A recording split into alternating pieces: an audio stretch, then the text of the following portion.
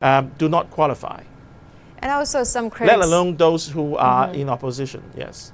And some critics say that the new law of patriots administering Hong Kong undermines democracy. And the New York Times also said these patriots would effectively have been loyal to the central government and also the Communist Party of China. So how would you respond to criticism like this? Well, one would have to agree that patriotism may not be a legal requirement, but definitely and certainly a political requirement in elections in many foreign democracies. If a candidate is not a patriot, he or she could not even get a nomination at the party's primary or at any pre-selection. It is only in a place like Hong Kong that we have so much an incompetent system that traitors and separatists are able to occupy political offices.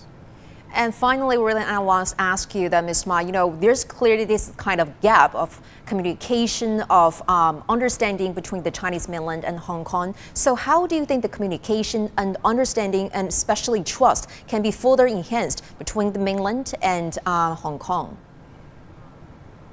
Well, people in Hong Kong, as well as many of the deputies to the National People's Congress, many of the members of the CPPCC, the Chinese People's Political Consultative Conferences, they are now actually in Beijing, sitting in the two sessions of the meeting, and they should come back to Hong Kong and spread the ideas to tell Hong Kong people why we need so desperately to have a system to reform the system.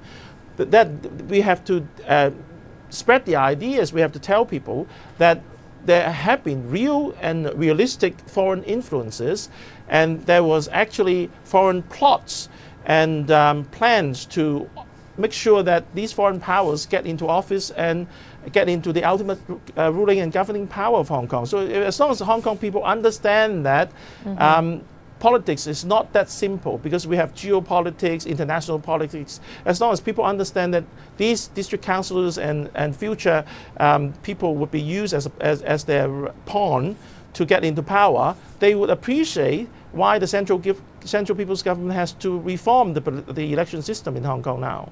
Okay, that was Mr. Lawrence Ma, Chairman of Hong Kong Legal Exchange Foundation. Thank you so much for sharing with us your time and your insights. Greatly appreciated.